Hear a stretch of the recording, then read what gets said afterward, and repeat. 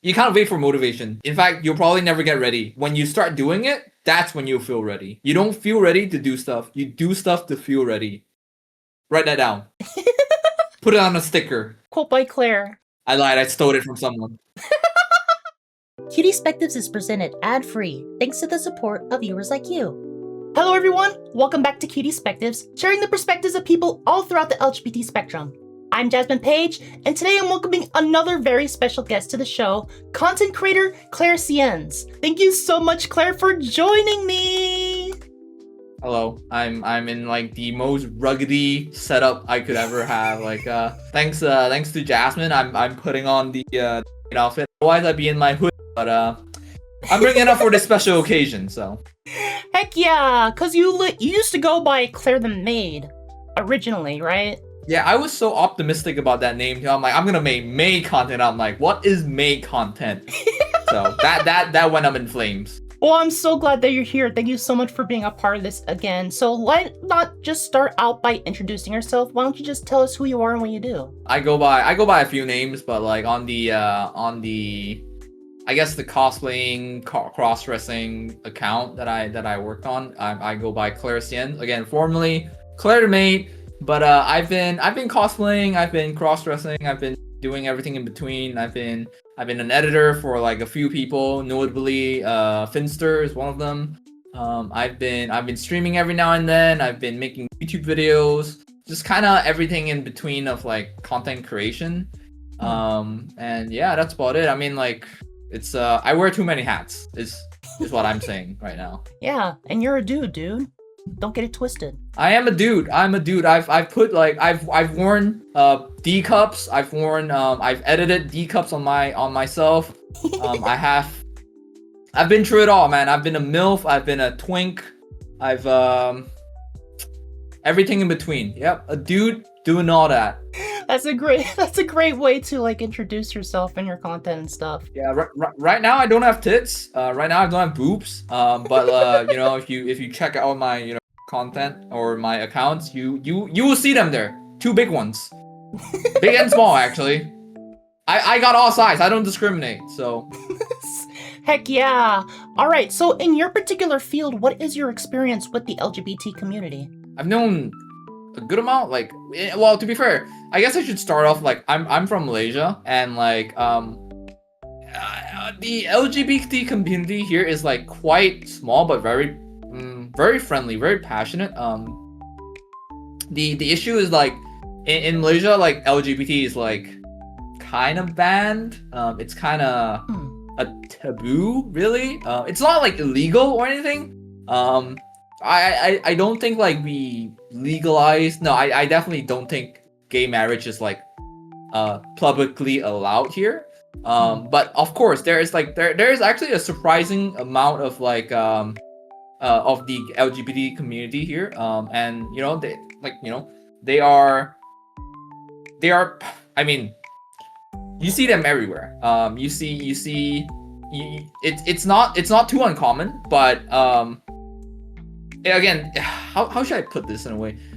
In Malaysia, the LGBT is small, but again, they're really friendly. If you talk to them, they are just like really just like living out their life. They will oftentimes like they have like actually there's like this like not May Cafe. There's like this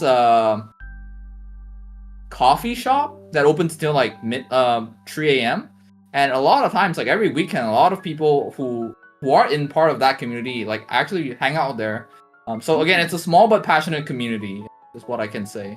That's really cool. So in relation to content creation, how have you interacted with anyone within the community? Yeah, I mean, like Finster is I don't know if you like can consider Finster is one of them. I guess. Yeah, I think he or she or they publicly mentioned they're gender fluid, and I mean they're pretty much a trans, because I'm pretty sure they're taking estrogen.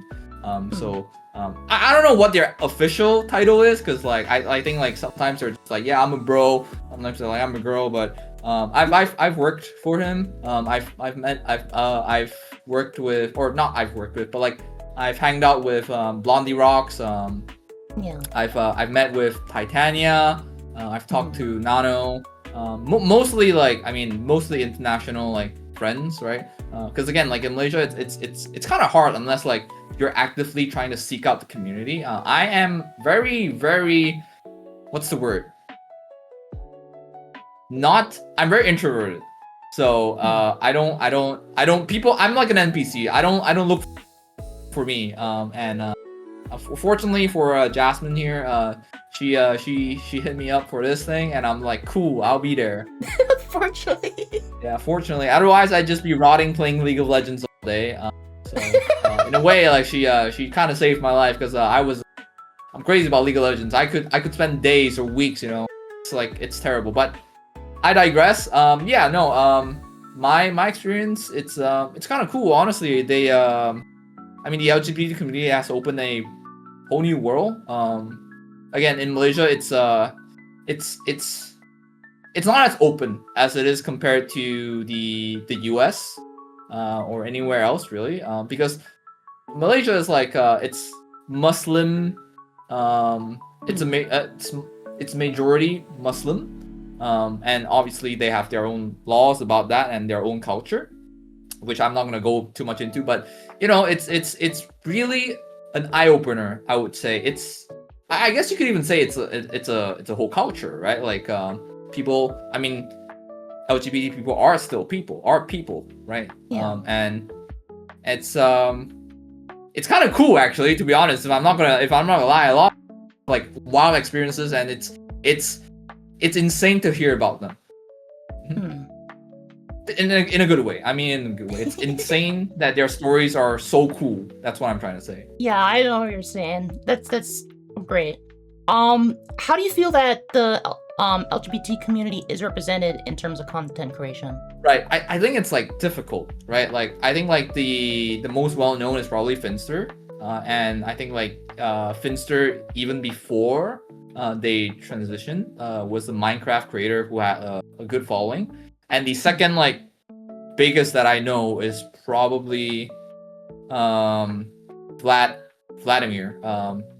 But I don't know if they're really part of like the LGBT community. I know that they cross-dress. In fact, like if we're comparing YouTube subscribers, I'm pretty sure at the moment Vlad has more subscribers than Finster. I think they're at 2 million. Which is crazy. Their content is insane. But it feels really difficult, right? Because like I mean, I've known people, or I've talked to people like Peachy Buns, what's her name? Spicy Cow. A Spicy Cow, yeah. And even like Blondie Rocks. Like the thing is like, I would say it's pretty hard to like niche out the content of being a LGBT person, because at the end of the day, it's still a pretty infant concept to the rest of the world, is what I would say. It's getting better, obviously, but like I think like much of the world. I think like recently I made a YouTube video of me like cross-dressing as a bunny girl, and most of the comments are really nice. But like there was this like one comment that struck me out that was like, oh man, you're acting out like you don't like cross-dressing, but like let's be honest, bro, like you actually enjoy this. Like, okay, to be fair, you caught me. I like being pretty. I like being cute, okay? Like who doesn't, right? Like who doesn't like being hot, okay? But like I feel like maybe I got it the wrong way. Maybe they've meant it in a good. They have good intentions behind the comment. But like I think we're still in a world. We still live in a world where like LGBT people or groups or communities are still widely what's the word? I don't want to say hated, but like unfamiliar with like the rest of the world. Maybe I'm pretty sure it's gotten much better over the years, like much better over the years. But there are still like, I mean, I guess like especially the okay, well, I'll just use my family in as an example. If my dad ever like sees me in a cross-dress outfit, I think he's gonna kick the bucket, like straight up. I think he's just gonna like instantly kick the bucket, because he's a really traditional man. Like I'm from a Chinese family. I'm in Malaysia, but like my heritage is Chinese. So there, my dad's like really really traditional. So I would say a lot more of the older generation. Again, I'm throwing a curveball here. I might not. It is not factually right, of course. It's just my own opinion. But I feel like a good amount of people are still unfamiliar with like LGBT people. Some people might be confused. I know in a part of my life I was too, until I really like I got to know some of the best people that are from that community, and I'm like really grateful that I know, and that I'm like even friends with these people, like mutuals. Like it's kind of insane. But going back to your original question, I would say it's a difficult sphere to be in, but not because like it's hard, but because like I think the world might not be ready at the moment. Again, it's gotten much better in recent years. It's gotten exponentially better, but I can't say for like other people like Spicy Cow or like Peach Muns. Of course, it's to each their own, right? But like for me personally, I've had like difficulty really like figuring out like what type of content I want to be. But to be fair, I won't consider myself to be part of the LGBT like community. Like I feel like I mean I'm still a guy. I've not taken I've not done E. I've not Yeah.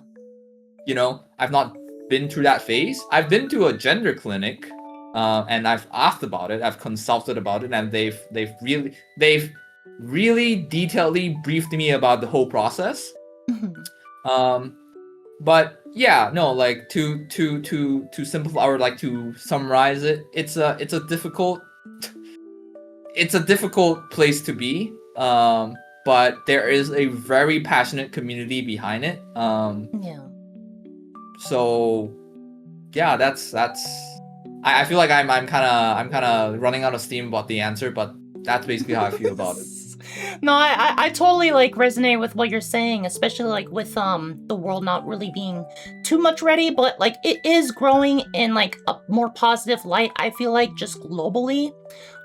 Lately there has been like a lot of pushback to it, but as long as we continue to like represent ourselves, just be optimistic and continue to like push that we are here and we exist, I feel like the longer things go in this direction, especially with the onset of like digital information being pushed out and everything, people will come to like understand us a lot better in the future generations.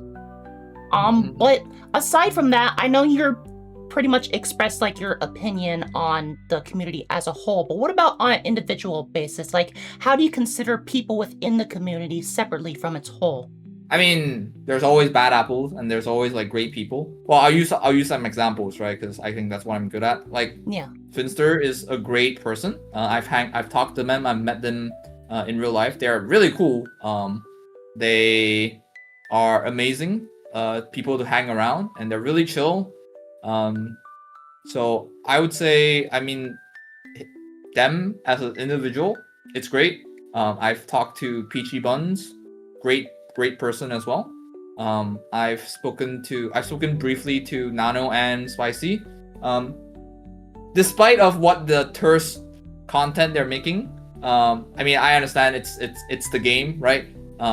They are great people. They are great people. I've never really met like anyone in the community like individually who I've had a sour taste with, or who sours my opinion on them. Most of the people within the community, like even like as individuals, they're all really cool people. And I'm not just like, you know, saying it for the sake of like saying it, but like again, I've truly never met anyone within the LGBT community who I've like displaced. In fact, like if I gotta say, I feel like I'm that person. I feel like I probably like people will probably look at me and be like, this guy sucks.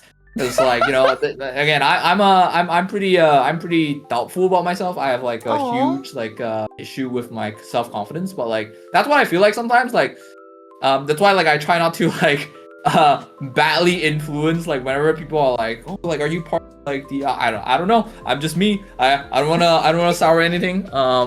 But yes, individually I've enjoyed everyone that I've met. I'm throwing out names, but like truly, like everyone that I've met within the community or adjacent to the community has been a pleasure to be with. I mean, even our host here, Jasmine, a great person to talk to. So yeah, I can't complain. I can't complain. Yeah. And no, don't worry about like yourself. I know like self-esteem stuff. We'll actually get into that a little later in these questions. But like so far with my interactions with you so far, I've been like absolutely positive as well. So like I feel like you're in the same boat as these other creators that you're meeting and having a great time with. But let's continue on with some of the questions. I do want to ask, since I know that you are a semi-regular cosplayer, I see it all the time on your Instagram. They're all fantastic photo sets that you take. What has been your favorite cosplay so far? That's hard because like I don't have like a whole catalog of cosplays, but like every cosplay that I do, I really do it with like I put a lot of effort in it. I try to make it as aesthetic as possible, even though it doesn't like look too even if it doesn't look too realistic. Because ultimately I am a guy. I'm fully a guy. I don't have I call it the estrogen buff. Where your skin becomes softer and you have yeah, basically just that really. Like honestly, like that helps a lot. But like my skin is pretty rough. I'm lucky enough that like I don't smoke, I don't drink alcohol, I don't do drugs. That I've been managed to like keep somewhat of a healthy texture, I guess, or yeah, healthy skin texture. But I would argue like most of my cosplays I put in a lot of effort. If I really had to choose one, probably the Cottontail cosplay that has been basically in development hell. I mean, the cosplay is done and the pictures are out, but the thing I take issue with that project was that like because it's an actual content creator, it's an actual person, it's a VTuber, but there's someone behind that VTuber. And the question that kept popping up when I was doing that project was like even right now, like I'm still considering considering finishing the YouTube video that's been in my project for like in my folder for about a year. I'm considering like I'm thinking like is it good enough? Because I want to make it great. I mean, the photos turned out great. The cosplay photo shoot was great itself. But it's always been like, is this good enough that like I can truly represent like the character that I'm cosplaying? It's one of those like, I mean, again, it ties back into the self-esteem issues. But to answer your question, the Cottontail cosplay, which I'm pretty sure you can find on my Twitter, is probably one of the, I don't know about favorite, but it's definitely the one that I put in a lot of effort that I have pride in, for sure. Right, that's awesome. And one thing real quick about you say you have like a rough kind of face. Do you moisturize? See, a lot of you might get really jealous, but like I think like on average, I probably do my face care like once or twice a week. I drink a good amount of water, and well, to be fair, I'm drinking like gamer subs right now. Heck yeah, water. The Finster, yeah, water. I mean, it is water, but like with like supplements in it. Not sponsored, by the way, but like if you want to sponsor either of us, gamer subs, yeah, I got you. If you want, I got you. No, I don't. I wish I actually took care of my face more, or I have a more stricter routine about my facial care. But no, my routine on a weekly basis is just I do once or twice, or maybe like if I'm really hardworking, 3 times a week. I do a cleanser, I do a toner, and I do a moisturizer before I go to bed. And then like maybe once a week I do or let's be real, maybe like twice a month I do a clay mask, and that's about it. I wish I could say like, no, actually I spend like $2,000 on my face every month. In fact, I go to the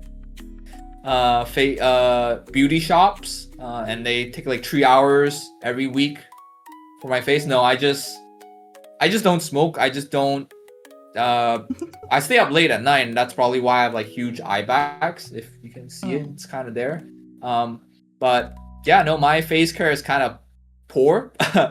Again, I wish I was better. Poor in financial and in hygiene, really.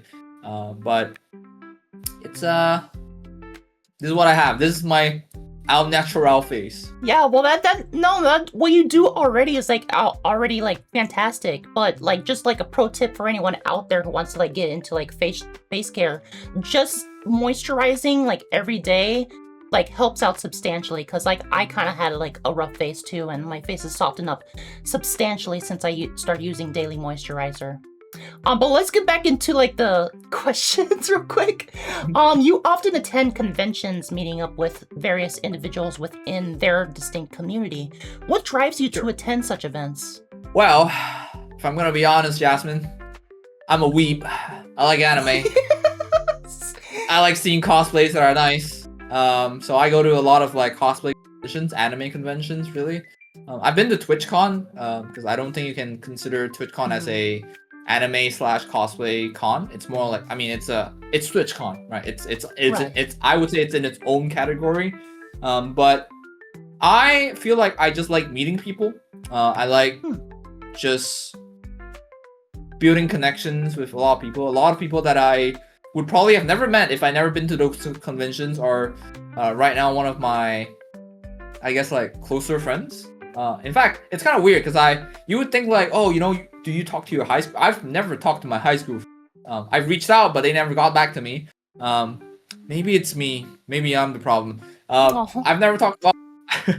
I joke, but I've talked to some of my college friends, but that's about it. Right now, a lot of my circle is from people that I've met in cons. And yeah, I would say like the people are the reason I get driven to go to cons. I've met up with I mean the most I feel like I keep glazing his name, but like Finster is one of the people that I've met at TwitchCon EU. Yeah. I've met with Ludwig at TwitchCon NA. I was close to meeting Tyler 1, but I never got the chance. And a few other content creators that are just like, you know, that I respect, that I wish to, that inspire me to be to stay in this like career, I guess. Right. I totally understand like that connection and everything, and like getting to meet like especially like I wouldn't want to say heroes, but it's basically meeting like some people who inspire you and everything. Like I love going to like conventions where you have the opportunity to do that, because as you mentioned earlier, a common reason for individuals to travel to conventions and the like is finding that connection and solidarity within the subcultures that fandoms create. It's a great opportunity to meet like-minded people and potentially make friends. Would you say that you have experienced sort of a peace of mind while attending events by meeting people or who share other people's or who share your particular interest? Yeah, I mean, it's I would say it's, I don't want to say humbling, but it's kind of, what's the word? I don't say humane. No, humane's not the word. It's I don't know what the word is, but it feels like they're a person. You know, it's like, because most of the time you're looking them through a screen, and when you finally meet them, it's like, wow, you exist and you're actually chill. You know, you're not just putting a facade on the screen when you're streaming or making YouTube content. You're actually like that. Who knows? Maybe when I meet Mr. Beast, he's gonna be like, hey man, today I'm gonna be giving, you know, I don't know if that's like gonna be Mr. Beast or like Jimmy or whatever. But yeah, most people that I meet, it's pretty it's pretty grounding, I would say, if that's a word. To meet them, to talk to them, to like ask them about like, hey, you know, and then they tell you like, yeah, I've been in the same spot that you are. I'm just like in a different level right now, all that kind of stuff. So I would say it's pretty down to earth when you meet these people and you're like, wow, you're so cool and I want to be like you, or I get inspired from watching your content. It's cool. It's really cool. I can't really describe the feel. There's really no words for it until like you actually meet them and they're cool. Of course, like there's gonna be like people that like are putting on like just a content face, but most people are really cool. I would say like 95% of people that I've met at cons who do content, who you know are just themselves. They're literally like that in real life. Yeah, that's really cool. Like, I especially like understand like coming from somewhere where like you don't really have like access to like meet those people in real life and you see them on screen. This is the same thing with celebrities. People don't really see like the human side of them sometimes. They just see what they put out there and how they act online and everything. But like meeting someone in person does like, it doesn't separate that idea of the human and the content creator. You actually get to know them as a person and like you get to see like, oh, this person's just a person like you and me, you know? There's no major differences between like us and like a celebrity. They have their own lives, their own issues, their own struggles, and they have like their own unique sense of being, and that's like a very cool thing to experience. It almost feels like, I mean, again, because most of the time, you know, I'm seeing them through a screen. I'm not sure if anyone can relate to this. It's like, well, when you actually finally get to meet them, like you said, like they have their own share of struggles, their own share of success, their own share of like, you know, everything in between. And when you do meet them and you talk to them, and it just feels like, I don't want to say like I'm like buddies with them. I mean, I guess some of them are, you know, but like it kind of lessens the parasocial aspect of it. Of course, like, you know, just because I've spoken to them once doesn't mean we're friends, but it does feel like there's a, I would say, again, it feels human to talk with them. Again, I don't really have like, I don't really go out to meet people, but when I do, it kind of grounds the idea that like, hey, wow, this is like what human interaction feels like, and it's cool to speak with people. 100%, I totally understand. So what has been your greatest moment of solidarity while attending a convention? I don't know if you can put this in your podcast, but basically, this one time, Finster put me on an errand to get weed. Yeah! So, true story, by the way. It was at TwitchCon Rotterdam, 2024.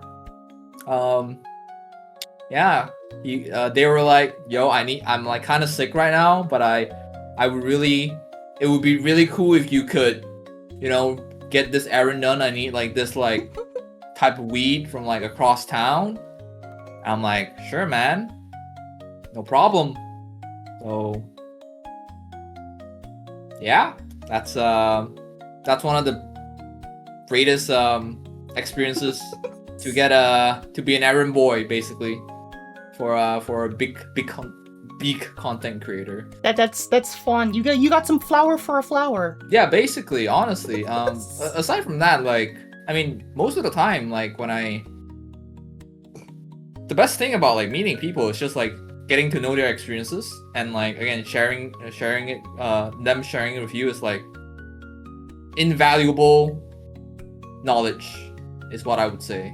So aside from the weed errand run, I would say most of the time when I do like get to meet people at a con, it's just a privilege to be able to talk to them, and them being more than happy to share their journey with you, and you get to learn from them, really. Definitely. Seeing that kind of like aspect of people really brings that sense of solidarity and connection with those individuals. Like, especially like if you're someone who's up and coming or like a small time content creator, seeing like people who've like essentially made it, quote unquote, it does like bring light to like you still have room to grow, and like you should always, like, if you have this dream, you should chase after it, because those people were in the same boat as you at one point, and Yeah. you know, don't give up, because they didn't. Yeah, no, for sure. Like, I mean, like, there's like survivor bias, of course, but like, I would, again, like, I would say meeting people is definitely, or meeting people within the same field at like events definitely strengthens the resilience when it comes to being a content creator. Because look, content creating is not like, it's not the hardest job in the world, but it is one of those like jobs or tasks or activities, I guess, where you don't really have the most consistent or most safest career path, for sure. I would say for me, there has been many times where I wish I was working a corporate job, even though I hate working corporate. I think that's for everyone out there these days. You know, but I guess like it's just kind of, again, it kind of builds up your resilience. It kind of says like, hey, wow, these people made it, so what's keeping me from making it as well? Again, there is survivor bias, there is luck involved, but I've often perceived luck as just being ready. It's a combination of readiness plus opportunity. So yeah, no, it's you know, you gotta, my best advice really is like, you gotta be prepared. You gotta have the skills to like back up what you say, what you can do. And when the opportunity does arise, like let's say if you meet your favorite content creator and they're like, hey, you're kind of cool. Do you wanna, you know, either work with us, or like collab or anything? And you know, if you feel like you're ready, or if you're just there in the right moment, that could be your moment. That could be your reason. But other than that, if even without them, right? Like if you have the skills, for me personally, I feel like I've been editing for long, and I've been making content long enough-ish that I kind of just start to grasp on what my style is.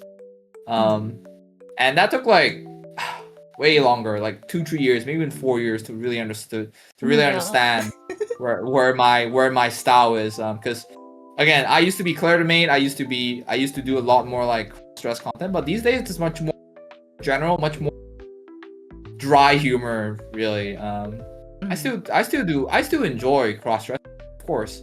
It's probably one of my most favorite things to do. But yeah, no, to basically go back to your question, it builds resilience. It shows that because they can do it, and you're human too, and they're human, you can do it too. Maybe you can't hit their numbers, but everyone's got to start somewhere. You got to believe in yourself. You got to start cooking and keep cooking, because someone will be asking for your food, and you got to keep cooking for them. You got to keep cooking. Heck yeah, it's a great analogy. 100%, like, I totally agree with that. And, like, people, like, it takes time sometimes for people to find their own voice. I know, like, I've been doing probably YouTube for about 5 years now, and now, like, with cutiespectives right now, and that's just, like, my thing right now, and I feel like I'm really trying to stick to it and stuff. But speaking of this, like, sense of resilience, you had this 100-day transformation challenge that you did and are perhaps still continuing. I know you're making a face right now, but I do see you still posting like some of your workouts and everything, and that self-fulfillment challenges, but have been like, you're making this face, but like I've been seeing like the before and after kind of stuff, and it's like, it's amazing results. Like, I can't wait to, like, until like you feel like you're like at a great place in your life to like really post that before and after. Like, I'm really thinking that's going to be amazing. You're making this face, Well, but I swear it's great. Can you tell us a little bit about this journey, and since you've been sharing online? I'm gonna be honest. That project. Okay, let's start from the beginning. I started out that project because I'm like, well, I kind of want to post something every day. And to be fair, the first iteration of it, well, actually, I would say the first iteration of it went for about 4 weeks. And then the second iteration went about 8 weeks or so, maybe even like 12 weeks. Then it kind of died. Then I tried to bring it back up, and that went for about 3 days, and I tried to bring it back up again. It went for about 3 days. So it just kept on like getting shorter. But the initial idea was that like I kind of just want a reason for like working out. I want a reason to keep working out, and I also want to make content. So I'm like, well, why not just film myself, and you know, at the end of it, maybe like do a marathon or do like an insane cosplay with it, which was why I did the Cottontail cosplay. But I think one of the issues like that I constantly deal with is I would consider myself as a perfectionist, and I am the type of perfectionist that like if something goes wrong, I just don't know how to like recover, and it just kind of dies out. So I can't really say the whole project is still going. I still work out like almost every other day, really. I've learned a lot since like every iteration. I've learned that you can't work out every day literally because you'll die. I've learned that dieting is much more important than working out when it comes to having actually even bulking, right? You kind of need to focus a lot more on your diet. Working out is great, but it is like, you know, the body's made in the kitchen, really. It's kind of funny too, because there was like about a few weeks where I would like be really strict with my diet, be really strict with my workout, but the number on my scale would not go down at all. In fact, it would go up. Where I would get like super unmotivated.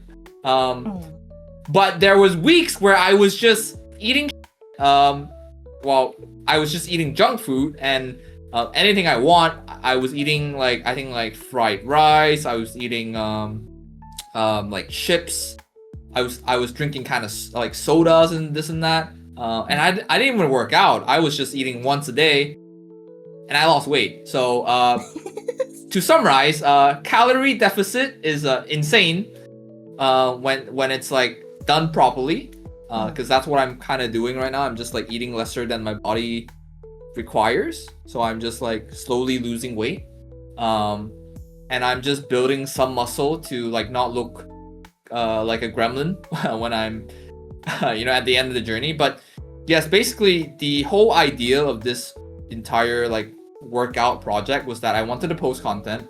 I wanted to keep my physique of some of a twink, really, like a lean but cut physical look, or physique. So that's why I kept on like trying to, you know, keep up the videos. But at some point I realized like, well, it feels like slop content. No offense to anyone who is just posting daily. I think it's actually good to post daily, because you're building up your identity, right? You're building up like yourself as a content creator. For me, I feel like I've kind of gone past that phase, because like I could post daily, but it just feels really low effort. It just feels like I'm just yapping on camera, and I don't really want that. I want, I guess like this is kind of like a teaser, but I do intend to finish a whole quote unquote transformation arc. I just haven't figured out the format for it. I'm pretty close to it. It's gonna be posted sooner than you think. It's just that I have so much. I feel like at any moment, at any given time, I have like a handful of projects in my current workload right now. But yes, I do intend to finish a, you know, day 1 to day 100 like workout or like diet program. I will probably do it in weeks this time instead of days, because I don't want to just like be talking to a camera, and it just feels really poor effort, and I don't want to make like content that's like you know, bad with I don't feel good about, basically. Though again, if you are a content creator that is like just starting out, I think you should put in the reps in. You should put the reps in, because that that builds identity, right? It doesn't matter if it looks like shit, because trust me, from experience, everything that you start doing is gonna look like first. It's gonna look like the shittiest. It's gonna look like the of the basically. But trust me when I say this, it will get better. It will get a lot better. It's gonna look amazing by the time if you stick with it. So I guess that's to me and to everyone who's like trying to be a content creator. Whether or not you're within the LGBT community or not, I think like it is just a phase that you have to accept, unfortunately. Like what I used to, well, it's like what I believe in. Do not kill the part of you that is cringe. Kill the part of you that cringes, because the cringe is what makes you great. It's what makes you entertaining. Makes you unique. Yeah, exactly. It's what makes you unique. It's the reason why people want to follow you in the first place. If you're not cringe and you're just like, I should be like this or I should be like that, then you're just no different from everyone else. You should try to be unique, but also have an understanding of what your style is. And again, that might take years, might take weeks. It's different for everyone. I know it took like way too long for me. Maybe it's the right time. But yeah, no, I don't remember what the original question is, but yeah, all right. What's the progress of this workout routine? To summarize, I would say it's in progress. I'm still working out daily. I still I enjoy working out. I've been for myself every day. I want to make more cooking videos. Actually, I want to make more working out videos. In fact, I might just make a whole like guide about it. But yes, it is still ongoing. It is currently on hiatus, but I'm planning to make a revive out of it. I know those two sentences are contradicting, but basically it's on hiatus, but I will bring it back. Right, exactly. Yeah, I totally like resonate with the idea of like finding your own voice for content creation is like really important when it comes to like finding originality, because like if you're trying to be someone else that you're really not, it's not going to work out in the end, and like audiences usually can tell when that happens. But like in regards to the weight loss and everything, like there is like a lot of great information out there on the internet if you are like going for that kind of stuff. There's a lot of bad information out there too, I've come to find out. A really great documentary that came out on Netflix about this reality show called The Biggest Loser back in the day, where like they brought on like old contestants from that show to like describe their experience, and like they brought in like actual weight professionals and everything, and they kind of debunked a lot of like misinformation that was like spewed from that show. So that's, if you're really looking for something like to watch real quick to like kind of expose that part of like the misinformation that's out there, that's a really great documentary to watch. But let's get back to the questions. A lot of people often struggle with finding the motivation for self-improvement. You mentioned it yourself, myself also included. Like, I'm always on and off like diets and exercise and everything, and I'm not really satisfied with my weight currently, but I'm trying to get better, and then it's ups and downs, especially like Finster with the weed. Damn you, Finster! Damn you! Yes, I get what you mean. It's really hard when you get the munchies to keep a consistent diet. Yeah, even right now, I could really go for a burger. I could go for 2 cheeseburgers right now with fries. Oh my god. So what motivates you to continue to pursue these goals in particular? How do you keep the motivation? How do you be resilient? How do you not want to give up on being like, because content creating, again, it's not the hardest job. It's not like, it's not a labor job. It's definitely like, easier than a lot of like, in fact, it's a dream job to a lot of people, right? But a lot of the times, a lot of content creators who just started out can feel really lost. When you say content creator, you're wearing a lot of hats at the beginning. You gotta learn how to edit, right? You gotta learn how to write your own scripts. You gotta learn how camera works. You gotta learn how lighting works. You gotta learn a lot of things. You gotta learn how marketing works, how sales work. spoiler alert, that's something that I've been reading on every day, and it can feel really overwhelming because you gotta remember, right? A lot of successful content creators out there right now, they have a whole team, okay? But when you're just starting out, it's just you. And the worst part is, a lot of times when you're starting out, a lot of people around you can be like, "Why are you even doing this? Like, you're crazy. Why would you pursue this? Why don't you just work like a 9 to 5? Stable income, get a wife and kid. Die at 90." I'm joking, but no, a lot of people will, and then you'll start to doubt yourself. You start to be like, "Huh, maybe they're right." But like, because again, like I'll just put out some names, right? Like you look at someone like I don't know, Jinxie or like Ludwig or like Queso, right? Like, even though like they are the star of the show, there is like people they hire, like editors, moderators, whatever, right? But like when you're starting out, when you have like nothing, it is just you, and you have to learn a lot. It's very demotivating. But one thing that I've learned throughout the years is like, for one, you gotta put in the reps in, and what I mean by that is that sometimes you just gotta send out your content out there. You gotta let the world see it, and you gotta hate yourself for it. Well, to rephrase, you gotta accept the fact that it's not gonna look great, right? It's not gonna look great in the first few drafts. In fact, the famous line by Mr. Beast, right? Your first 100 videos is probably gonna look like, but maybe your 101st video is gonna look goodish, and then you start to get an idea of where you want to be, where your style is. Because personally, I used to think like, if it's not great, just don't do it. But that is just a really unhealthy, a really toxic mentality to have as a content creator. I would argue, like, again, this like, put your reps in. It just means like, if you want to be a content creator, I'll just put it this: if you want to be a YouTuber, right? What do YouTubers do? They make YouTube videos. And how do you make YouTube videos? Well, you gotta film something and you gotta edit it. In fact, you don't even have to edit it. You just gotta film something. That's the first step, and then you gotta upload it. A lot of it sounds simple, but a good amount of people might get really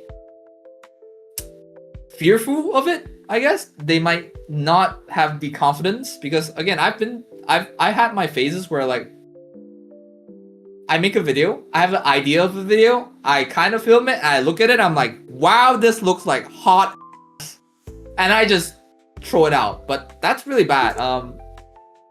The better way should have been, I film it, I make it, I edit it, I send it up to, I upload it to my YouTube. People look at it, I'm like, that's cool, but it's not really cool. In fact, my recent video that I did, the Bunny Girl YouTube video, Right. I learned a lot from it. In fact, I wouldn't even say treat your first few hundred videos, could be long forms, could be short forms, as a treat your first 100 videos just as data collection, right? Because that's how you will know what you like and what you don't like. Right. And then you'll slowly build an identity around yourself. I used to think like, again, because I follow like, I work for big content creators, I should know stuff. But I was just dumb, really. Like, even now I feel dumb. I'm not gonna lie, I feel really stupid a lot of times. Like, sometimes I'll look at a scene and I'm like, I should shoot it this way. I should have this shot. But I don't know how to do it. But the only way to learn is to do the shot, unfortunately. Exactly. And then you learn it. And then like for your next project, you have like the concept of how the shot should work.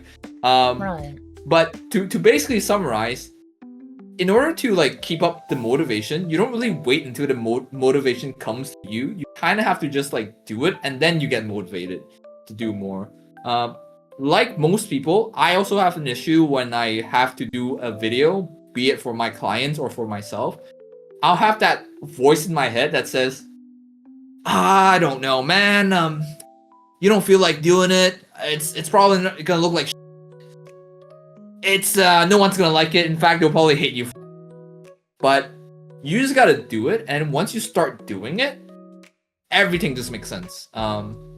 You gotta start with opening page 1 in order to hit page, 600 or 700. Right. So yeah, just start, build an identity around it, because motivation doesn't, you can't wait for motivation, in fact, you'll probably never get ready, but when you start doing it, that's when you'll feel ready. You don't feel ready to do stuff, you do stuff to feel ready. Write that down, put my name on it, quote it in, put it on a sticker. Quote by Claire. I lied, I stole it from someone. Yeah. So yeah. All right. Yeah, it's not good to like compare yourself to like others who like made it like that. Everyone starts from somewhere. They all started on as their own content creator and everything. If you ever do make it in life, you can like reach that level. Like it's possible because they've done it before. God, what else was I gonna say? I forgot. It's your show. I don't know. I don't have a script. I came in. I'm raw dogging. No one has a this whole script. thing. No one has a script. It is always raw dog. While you're thinking, I do think like content creating is it's an interesting experience. Is what I can say. Because you get to learn a lot. You get to, of course, some people will have like background in filmmaking and whatnot. But like if you're an average Joe who has never picked up a camera, who has never opened up an editing software, it's gonna feel really overwhelming. But you just gotta do it. You just gotta do it, and then like the best example I can give out is if you want to be an artist, you just have to start drawing. If you want to be a YouTuber, you just gotta start filming. You want to be a streamer, you gotta start streaming. There's gonna be strategies, there's gonna be methods that help, that makes things smoother, but you gotta start somewhere. Basically, you gotta start somewhere, and you gotta stick with it. You gotta have a lot of patience, and you gotta be really fucking stubborn. You gotta be really stubborn. You gotta be somewhat delusional, not too delusional, not to the point where like if I jump out the window right now, I'm gonna fly type. But like you gotta be so delusional that you get like Michael Jackson, Steven Spielberg, Michael Jordan, that type of delusion. You gotta be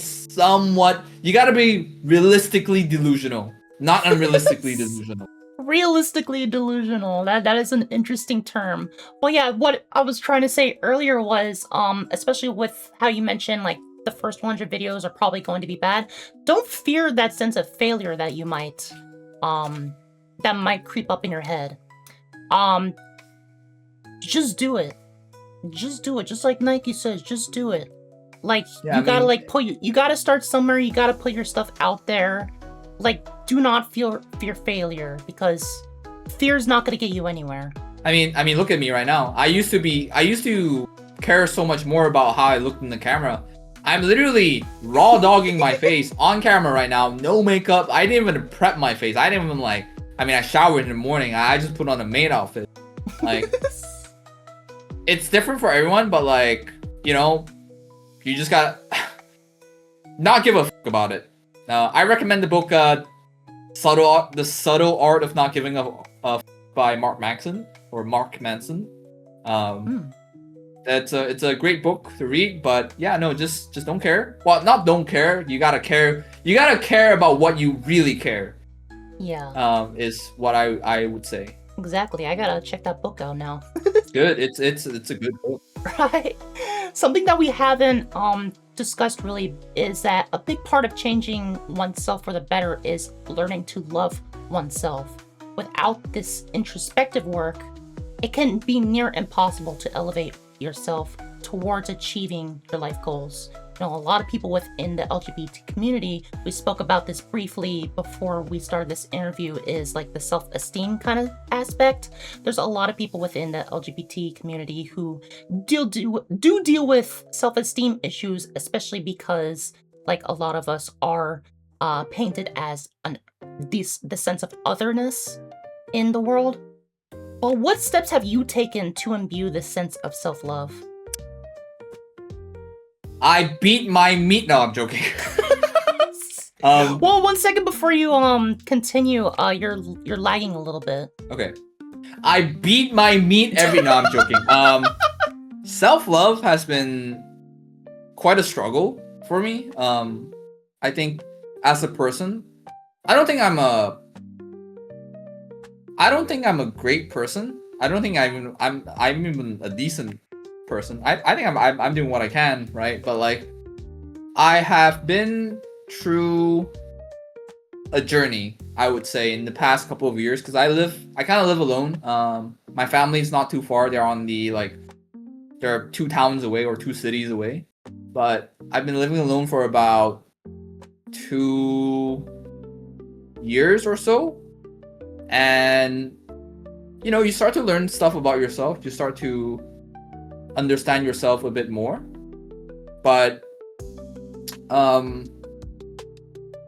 the first part of, like, again, this is just for me, this is not factually true or anything, but the first part of truly discovering, like, what, you know, how to love yourself is you have to accept yourself first as who you are. And sometimes that can be pretty daunting. For example, I used to believe like I was much better at what I do, you know, content creating, video creation, video editing, cosplaying. But as it turns out, I'm pretty I'm pretty bad. In fact, I would even argue it is thinking that you know stuff that would hold you back. And I'm just speaking this from personal experience. When I was able to, like, tell myself, well, you're not all that great, and really, really, really sit down with that fact, I started to kind of live more. I started to I was able to enjoy things more, really, because before I'll tell you how my routine was. I woke up, I worked. There was not a single minute when I was awake that I would not do anything that's either editing related or content creation related. So that was really unhealthy. But after that, and to be fair, it did bring some results, but more often than not, I would crash out and burn really hard, like really, really hard. But after, like, you know, I can't really get into details, but basically after a few traumatic, I don't want to say traumatic, but like big life changer events, like going through a breakup, or like even just losing a project, whatever. I took a lot of time to really sit down with myself and figure out what is the difference between me and this big content creator. And there's a lot, but to basically put it in a small little answer, I just started to try to enjoy things I really like, and to find a style that I enjoy. And again, like I said before, it could take years, it could take weeks, it could take days. I probably should have said it the other way around, but basically, I was able to. Well, I guess this is also the reason why I stopped creating the daily, like, vlog diets, or the diet vlogs, or the workout vlogs. It's because, like, I didn't really enjoy doing like low effort content. But I guess I don't hate it. I don't hate it because I felt like it was a rite of passage. You kind of have to go through that first before you could understand who you are.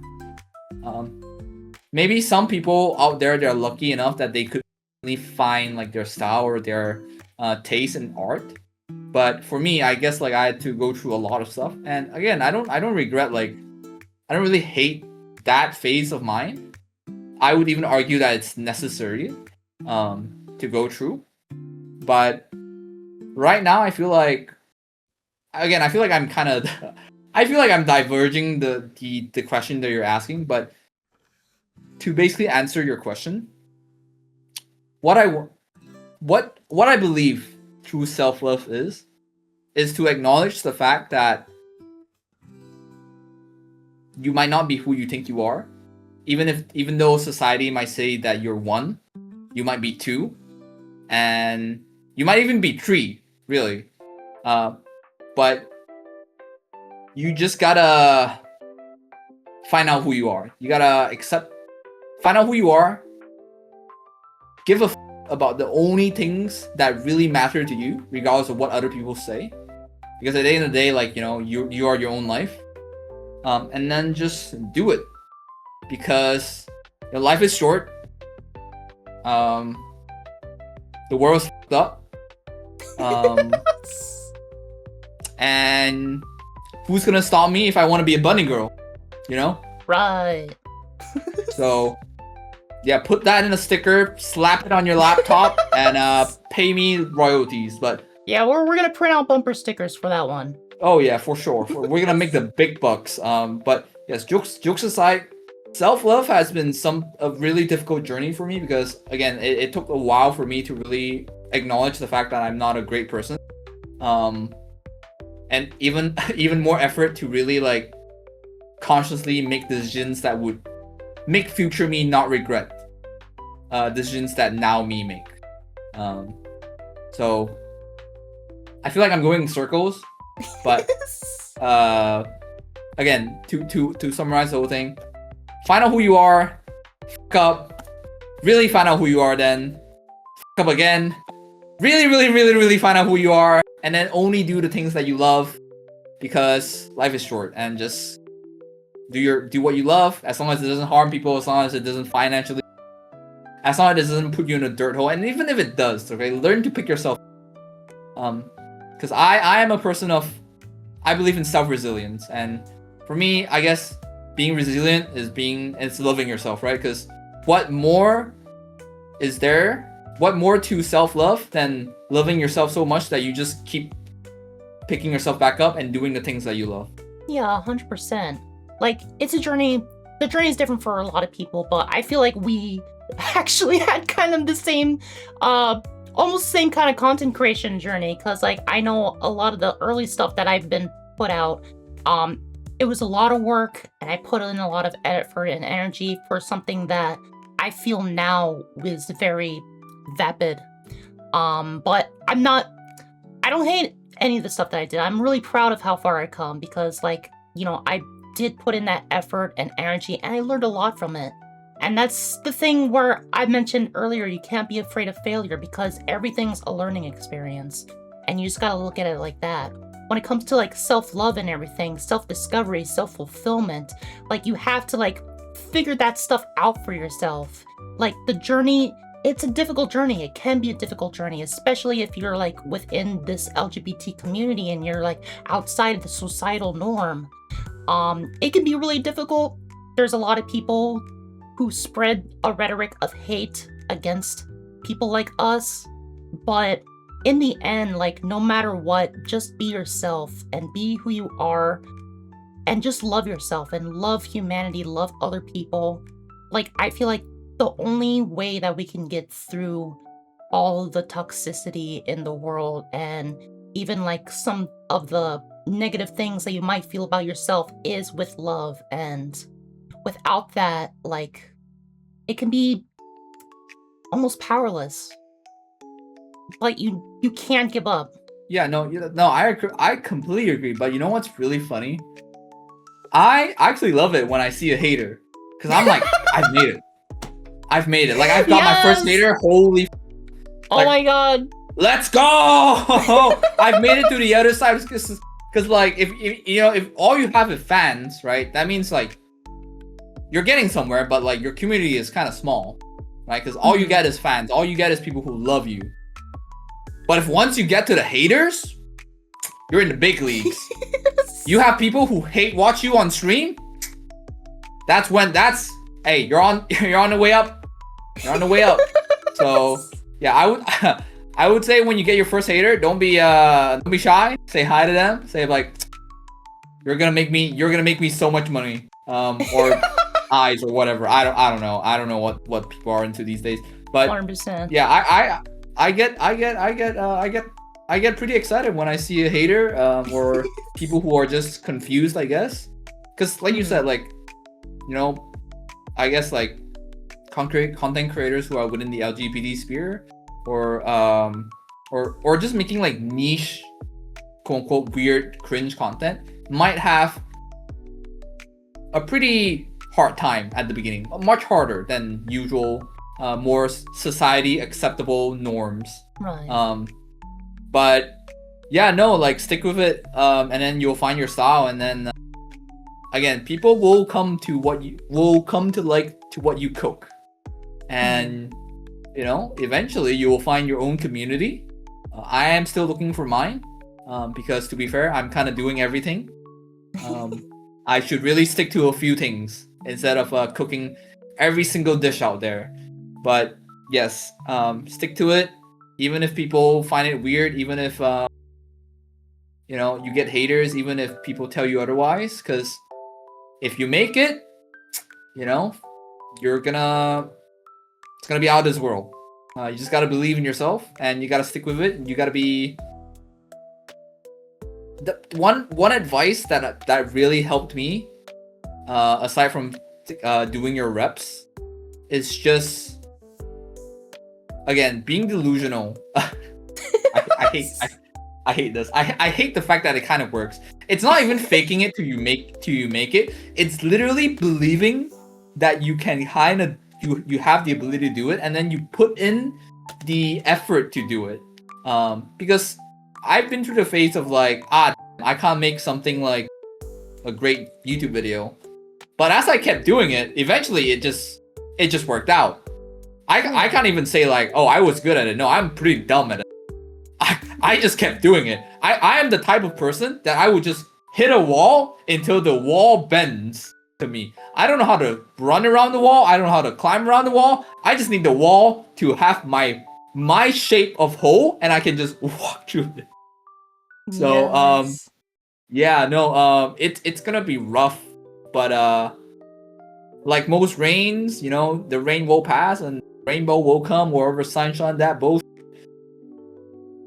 I don't know what I'm talking about. It's kind of late for me. It's like almost 3 a.m. But TLDR, believe in yourself. Keep on doing even if you don't feel like doing it. Love your haters more than your fans, really. and and be hella delusional. Right. In other words, find your own voice, find what makes you happy, and like your self-love will come along the way. The more introspective analysis that you bring into yourself, the better you will become, and the more motivated you will be to do the things that you love to do. But speaking of content creation, let's talk a little bit more about this. I know we've it's basically been like the whole conversation we've been having, but what was your prime desire to get into content creation initially?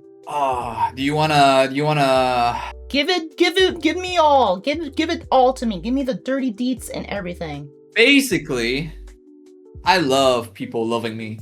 I love the spotlight. I love it when the light is all on me, when stage, when I like to inflate my ego. It is the worst trait of me. It is the best trait of me. I say it's the worst because it blinds me to a lot of stuff. It hinders me from learning new things. But the greatest thing about it is also the fact that it pushes me to learn more things. It pushes me to do things that otherwise I would never have done if I was, you know, less egoistic about my own stuff. But you know, I say like I'm an introvert, but like I'm the type that like I secretly enjoy people loving me, you know. I secretly like people talking about me, even though I don't show it. But that's part of it, but the other side of it is the fact that I really do like making good videos. I really like, it's a form of art that I have a lot of enjoyment in. Be it making cosplays, making, you know, short form content, making long form content, or even just streaming. I like to put on a good show.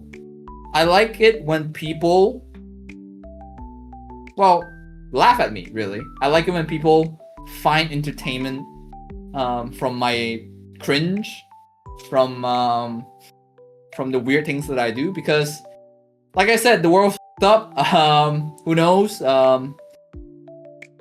don't know what the shit's gonna happen, but if I can, I know this feels like a really generic answer, but I do enjoy it when I am able to brighten up someone's day, or at least like make them feel like, hey, you're not alone. I'm just as f***ed up as you are. You should follow me. So,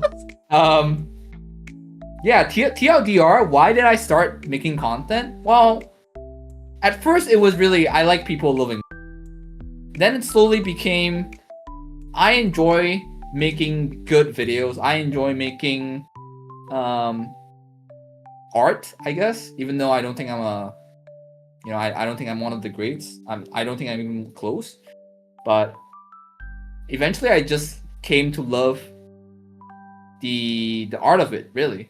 I guess that's like the biggest game changer, right? Because a lot of people would look at a big content creator and be like, wow, I want to have what they have. And then when you start actually making content, you're like,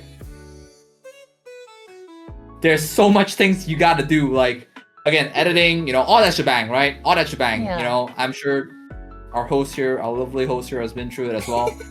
You start to realize there's a lot more stuff you gotta do. You gotta learn how to script, you gotta learn how to film, you gotta learn how to listen to your own voice. Mhm. I mean, have you heard yourself? Hell, Yeah, I'm all the cringing. time. Yeah, exactly, right? It's hard.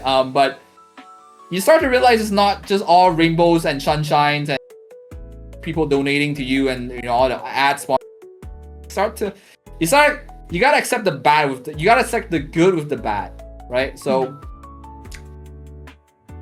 I have gone to the point where I started to understand that, like, hey, at first I just want the good stuff, but now I'm starting to enjoy the bad stuff too. Well, maybe that's not the right sentence for it, but I have come to love the process of making content instead of just, I want to be a content creator. Yeah. To basically to paraphrase, it's like, hey, I want to be a basketball, I want to be an NBA player, but I don't want to put in like thousands of hours of like just doing drills, of just practicing my shots. Everyone wants to be a famous NBA player. I mean, like, money they make, it's crazy, right? The fame they, or even like a soccer player, like or even F1 driver or Olympic athlete, right? Everyone wants to go that, but you got to really love the process of just becoming that instead of just the thing itself. Because if you just love the thing itself, I don't think it's gonna go really well for you. I'm speaking this from experience. But once you do, for me again, once I was able to stop just loving the thing and really love the process of making the thing, I just want to keep doing it. So yeah, I mean, again, to answer your question of why did I become a content creator, at first I want people to love me. Now I still want people to love me, but I love making the reason why people will love me in the first place, or people will follow me at least. Yeah, 100%. Like how you mentioned with learning to love the process, that's the same with me when I was like into filmmaking and stuff and still continuing to pursue that. I'm sure it's the same with like so many other things. There's no real shortcut to success, no matter how many people will try to tell you that there is no shortcut to success. You have to like put in the work, the effort, and the energy, and you have to learn the process if you really want to succeed in it. Because it's not just like, oh, I'm gonna make this thing and it's gonna go up, and like it's not the final product. There's so much work that goes into this sort of stuff. Like sometimes it can take years to like get to where you want to be in life, and that's fine as long as you're continuing to pursue your dreams, your goals, your aspirations.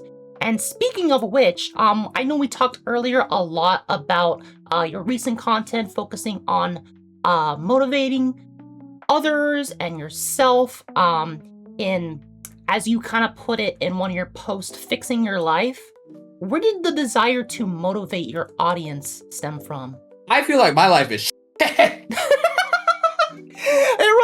Irrelevant. You're using your content and your platform to motivate others with this kind of like workout stuff, and I feel like that's an amazing thing. So where did that idea and that desire to do that come from? I feel like it's kind of the sad clown effect, right? It's like, woe is me. So this is how you not be me. Well, not really, but like, I suppose, I guess, I don't know. I'm not sure, but if I had to answer that, I would say like it kind of came from like the fact that like I'm sure I'm not the only one who's feeling this, and I have mutuals.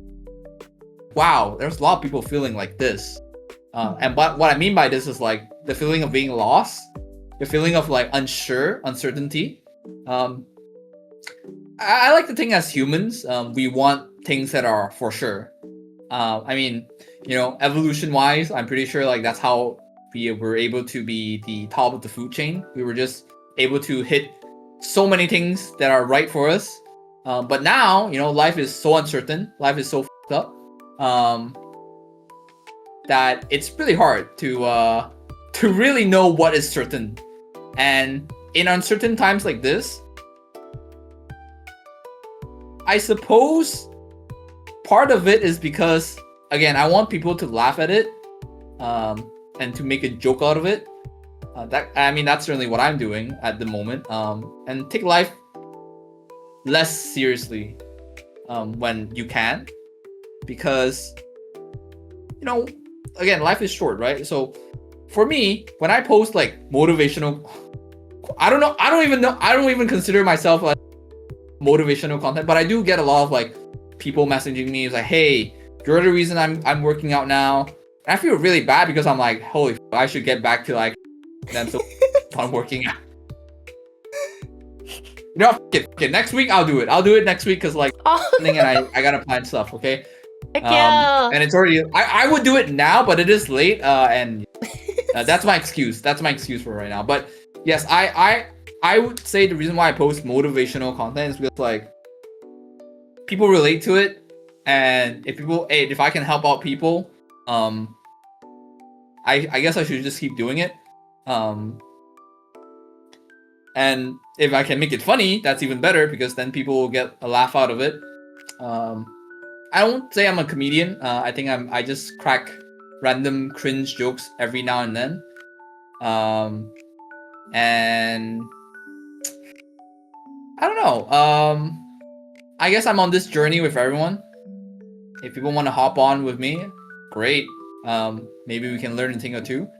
Because like I said, like I think at least in the past 2 years, I think like I used to think I'm more than what I was capable of. Now I feel like I'm actually proving it, or at least like learning it. And let me tell ya, it is a harsh journey. Not brick making hard, not like labor. Like there's a lot of harsh realities that you got to come to accept.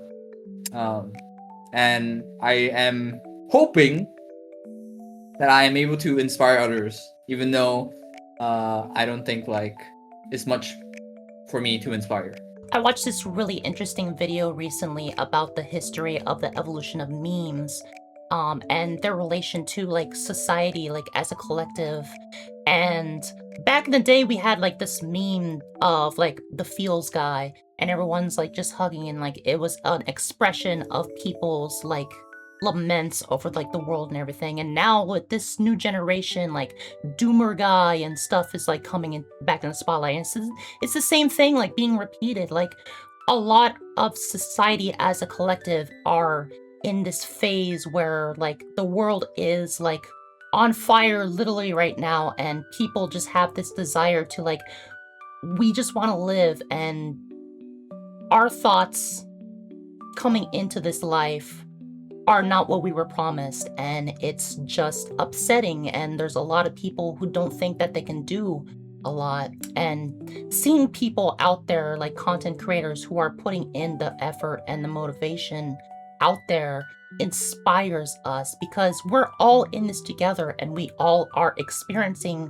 these similar things about us. And it's just really nice to see someone like actually out there pursuing it, and it's like really inspirational. And I feel like what you're doing with the workout and like the motivation is fantastic. Like inspiring others to get out there is the best thing that a content creator can do, and I really commend you for like putting in that effort, because a lot of people really need that right now in this kind of screwed up world right now.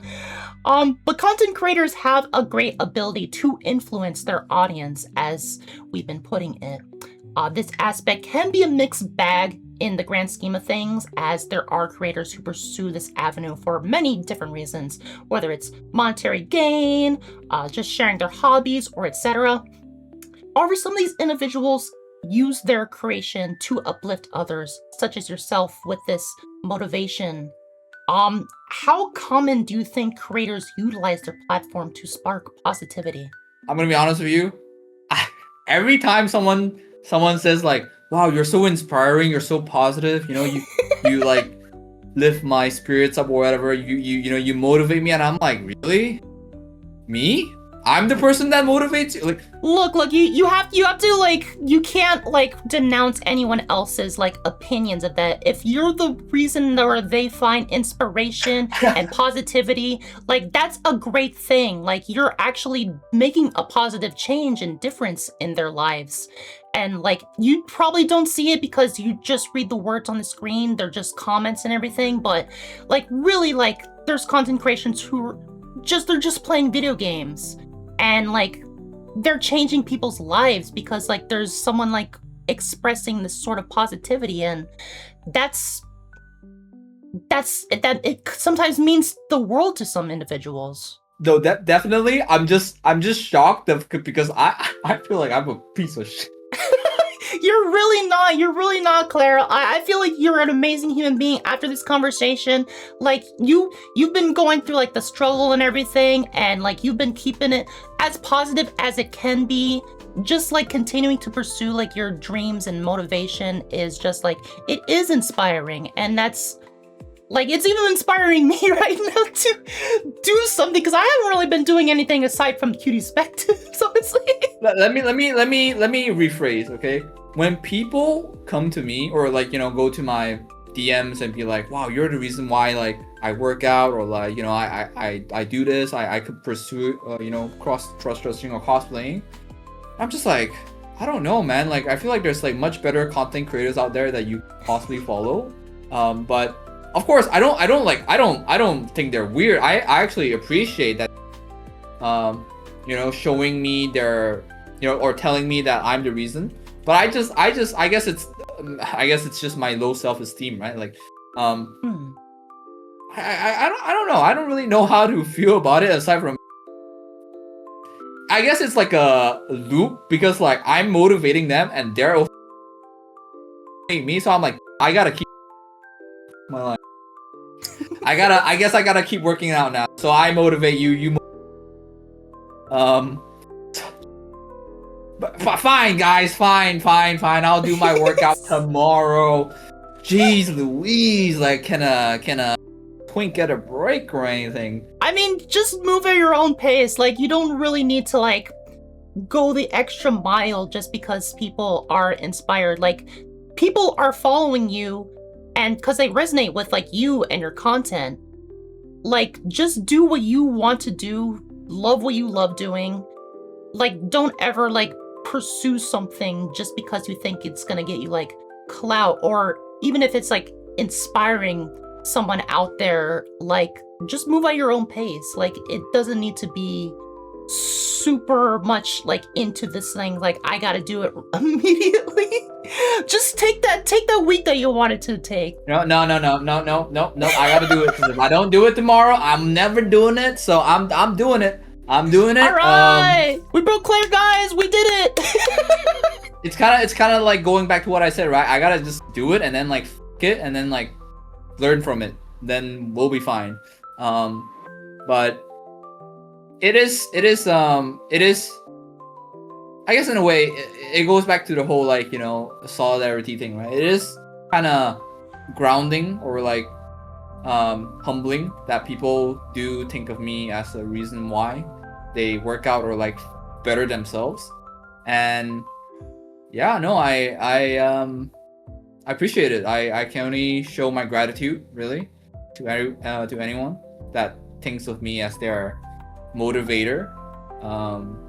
So I guess I owe it to them, right? Like, I mean, I want to work out myself too, but I also want to be the reason like people do quote unquote the impossible, because I don't think any sane human being would be like, I'm gonna dress up as and then make maid content for like a year and a half, and then like not post videos, and then like suddenly come back to be working out. That, hey, couldn't be me. Well, let's go back to the question. How often do you think creators use their platforms to promote positivity like this? I would say most of the time, for me at least, I think most content creators that I've seen, that I follow, tend to resonate positivity. I mean, if they don't, I guess I just unfollow, or I've never. If they don't follow, or here, let me rephrase. Most content creators that I follow tend to resonate positive energy, align with my own values as well. I guess that's why I'm into them or into their content. And content creators that don't resonate with me, I just don't bother really. I'm sure they're great people still. It's just we just don't vibe, right? And I think like the vibes are important. I guess most of the time, content creators tend to spread positivity more often than not. The examples that I can think of is like Iron Mouse, Sea Dog, I think Ludwig, although he's kind of cringy sometimes, I think he spreads like pretty good positivity. Even Finster is again pretty great fella to get motivated from, and hence why I feel pretty weird when people are I'm like, have you seen the other content creators? You know, maybe I don't know. Again, I appreciate it, but yes, I would say most content creators do spread out positivity more often than the other way around. Right. There are like a few bad apples, just like any kind of like subculture or whatever. But Yeah. that's not the entire narrative. I believe like the majority of content creators, I resonate with that ideology that like most of them want to spread positivity and spread good word and like help other people like find peace of mind and happiness. Do you think content creation in general has had more of a positive or negative impact on the majority of the world? Personally, I think it's probably I think that's two extremes, is what I can say. I think on the positive side, it is really positive. I think it's changed like people's lives. I think it has improved quality of life for the better. I mean, you know, there's so many charity events. There's so many content creators out there just giving it back, really. Yeah. But on the flip side, there's also like content creators who strive off making disaster content, right? Like I think I'll just briefly mention this, but I think the most recent, or at least the most recent my memory can think of a terrible content creator is this guy called well, there's this guy in Japan basically. I won't mention it because I don't really want to spread his name around because it's terrible. But there's this guy in Japan who just like goes around just harassing and just like spreading hate. And it's crazy because like he's not even from Japan and he's a foreigner, and the way that like, you know, it's really disgusting behavior. And then I think he got like deported out, but then he did the same shenanigans in South Korea, and I think he actually got arrested. I believe he got arrested by the authorities because South Korea is built different. So right now I believe he's serving jail time. But yes, there is like I feel like two extremes. I think on one hand, content creators that are, you know, normal, or at least like, you know, they have like a good influence around the world, they can really change people's lives, and obviously that's great. But on the other hand, there's also like content creators that build off their content off like hate or like just harassing people, because unfortunately we just live in a world where hate is much more easy to generate engagement in this world, right? It is just an unfortunate truth, but yeah, I would say there's just two extremes. I try to focus on the better ones. I try to just like shove out the bad ones, or at least like I hope society will, you know, somewhat correct itself, or like karma. I'm a huge will like just do its own job and just twist their balls of the evil content creators. Um, but yeah, it's just two extremes. Can I say? Yeah, I totally like understand that. There's plenty of content creators who are big who want to like succeed in making other people's lives better. I believe you mentioned Mr. Beast earlier as one of those creators who is trying to do some good. There's a lot of people who are trying to like put him down and everything just because like a lot of people like to see downfalls. Like locals are around and present in internet subculture for a reason. People want to see like people fail spectacularly for a show. There are like people like the Paul brothers who like a lot of their stuff is spreading like a hateful rhetoric, and unfortunately like a lot of those people like end up getting popular, and it's never good to like be any like that. Don't try to chase clout like that. Just spreading hate does more harm for the greater good than it does for like it doesn't really like give you a lot back, let's be honest. Especially if you're trying to monetize your content or anything. You're not gonna get very many places. Not many people are gonna like you. Just avoid doing something like that. I feel like spreading love and positivity, you'll find a much greater audience in that front. But there is like kind of a double-edged sword to content creation because there are bad apples who do promote that kind of stuff, and unfortunately that's like what a lot of like people who are outside the content creation cloud kind of see, because that's what gets reported on mainstream news and everything, because the news is always like capitalized on showing the worst side of things sometimes. But what more do you feel creators could do in their content to make more of a positive impact for humanity? I don't know if they can do anything more, really, because like, because I feel like there's levels, right? Because when you say like bettering humanity, you know, I don't think content creators, or at least like a majority of content creators, especially the good ones, have that ability to like quote unquote better humanity. Because when I think of bettering humanity, it's like creating new science or that like improves like nations or whatnot, or even just like cities, right?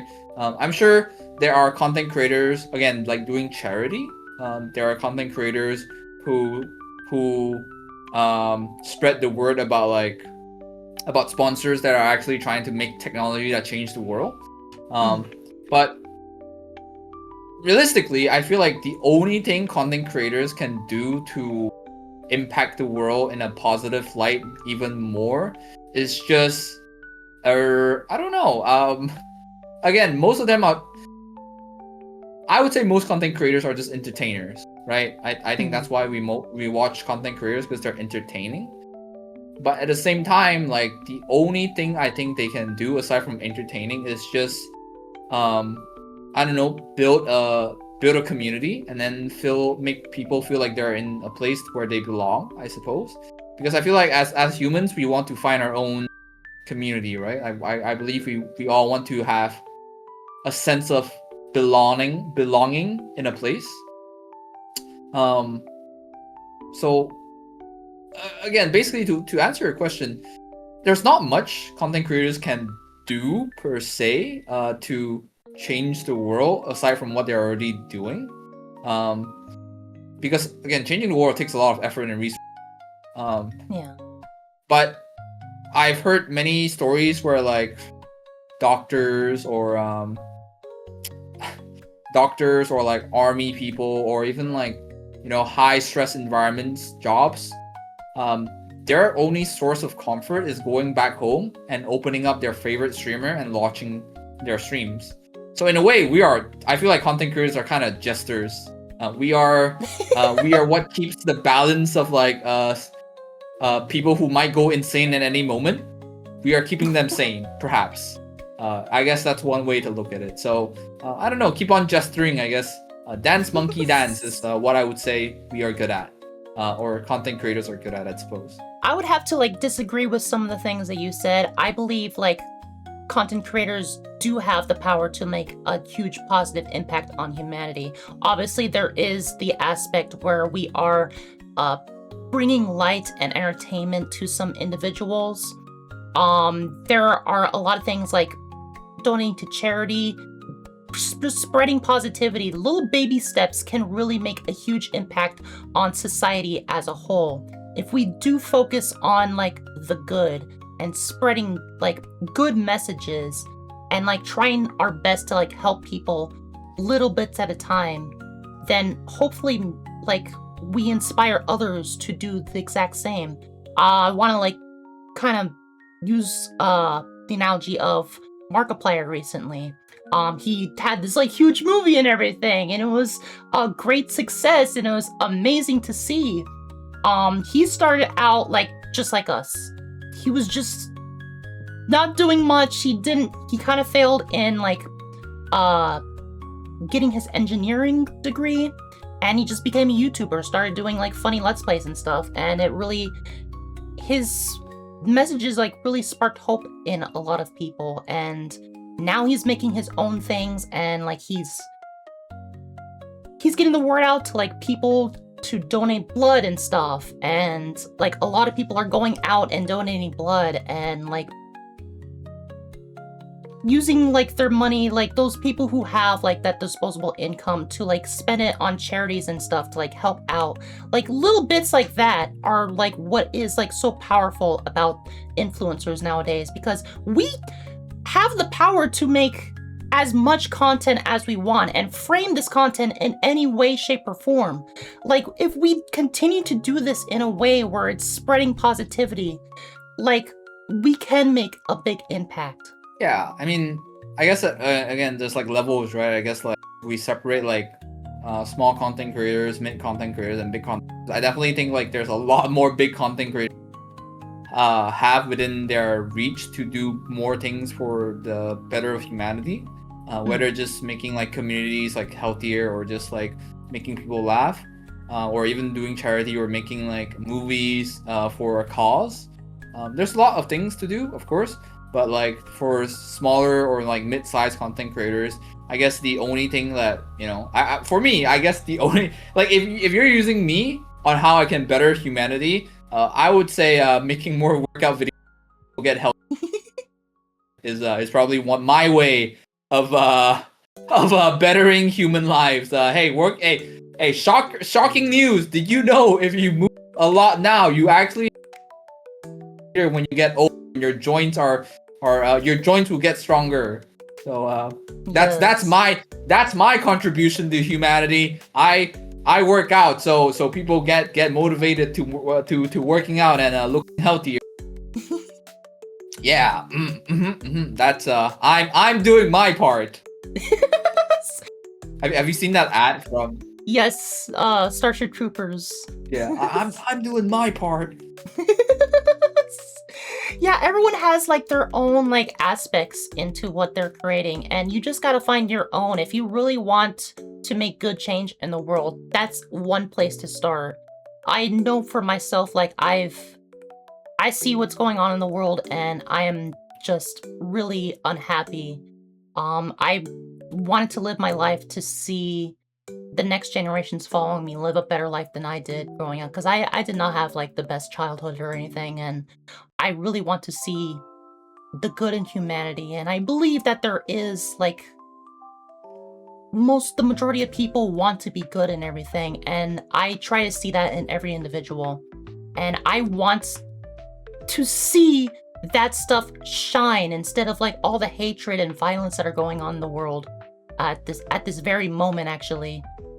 And I want to do my part, you know? I want to continue to pursue finding greatness and expanding on it too. And I hope that like every individual watching this wants to do the same. And a lot of us do. Yeah, I mean, it kind of circles back around, right? Like, just do one thing at a time, and then you know, eventually that one thing stacks up, and you know, it'll help someone out there, right? Like, even if it's, I guess the best analogy I can think of is like Spider-Man, really. It's just, if you can help one person, it's gonna make a world's difference. If you help one person, you help everyone, basically. Yeah. Do you have any advice for people like us who want to pursue content creation professionally? For starters, I don't think I'm anywhere close to being a professional content creator at all. I can only say that I have some experience. I mean, a few years, like working for people and also like, you know, being with content creators. My advice to really becoming a content creator is just, well, here, I'll break it down. Your first year, just throw shit at the wall. Really, just throw shit at the wall, and it doesn't matter if the shit stinks. Like, just throw shit at the wall and see whatever sticks the best. Then do that. And you know, again, it goes back to what I said earlier. You gotta love you gotta love the process. You gotta love the process. You gotta accept the fact that it's gonna look like crap at the beginning, but then you gotta stick to it. You gotta be resilient. You gotta love the craft of it, and then you gotta keep on doing it. Find your first hater. When you find your first hater, you're in the big leagues. And well, one thing that really helped me was finding content creators that resonate with my content as well. So I have a reference on what I want my media to look like. Because there's this thing, right? Like, in order to make good media, you kind of have to consume good media. A lot of people might say like doom scrolling is bad, but I would argue you kind of need to look at a lot of content these days to understand what you want your content to be. You know, if you want something like chaotic and crazy, someone like Maxor who makes like wacky, insane edits of like games, or you want a more you know, narrative type of content video like Connor or Sea-Dog, or you want something in between like I don't know, I can't think of anything, like Michael Reeves, where it's like kind of chaotic but there's script to it. So you kind of have to just look at a lot of stuff.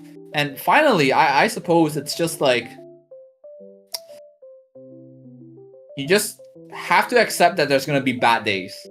You have to accept the fact that some days you're just going to be playing 30 games of League of Legends and 20 games of it, and you're going to feel like, and it feels like you're wasting the day.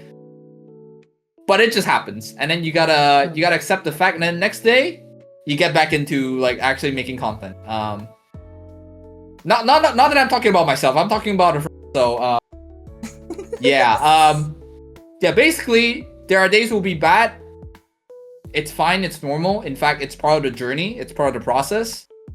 But just don't let it be a whole week of bad days. Really, even if it's a whole week, just don't let it be a month. I want to say, like, don't let it be a whole month. If it becomes a whole month, well, don't let it be a whole year. And if it becomes a whole year, don't let it be a whole decade. It's never too late, really, but time's ticking. And the sooner you do it, the sooner you accept things that are just bad, the better it will be for future you. One question that helps me, or well, there's actually two. One is that I believe in choices, not chance creates destiny. So whatever you do now probably will influence your future really hard, even if it's something tiny. And 2, I kind of lost my train of thought, but I'm pretty sure I was gonna say number 2, just be delusional and stick to it. So yeah, first choice, make your choice, or rather the second. Well, okay, here, let me rephrase so you can put this in. Firstly, choices, not chance, creates destiny. Meaning, whatever you do now, it will probably affect your future a lot. Number 2, when you're doing something, ask yourself, is future you gonna regret this, or is it gonna make future you proud or happy? And then, based on that answer, make your choice wisely. Those 2 quotes has helped me a lot when I feel bad about myself. All right, solid advice. Thank you so much. But that about wraps up all my questions. Thank you so much for joining me. Remind everyone where they can find you. You can find me on several platforms, but I am more active these days on my Instagram, which is ClaireSienz. You can also find me on Twitter at clairethemaid, which I'm pretty sure I might change it to ClaireSienz pretty soon. Or Twitch, which is also clairethemaid. I have a YouTube too, but basically clairethemaid or ClaireSienz. You can find me somewhere. Google it. I'm sure it'll do your job. All right, thank you so much again. Please go check them out in the link in the description below. Show them all the love and the support. This has been Cutiespectives. I'm Jasmine Page, and I will see you all with another very special guest next month. Until then, take care of yourselves and have a great day. Thank you so much for watching. Feel free to share your perspectives down in the comments below and let me know who you'd like to see in a future video. See you next time!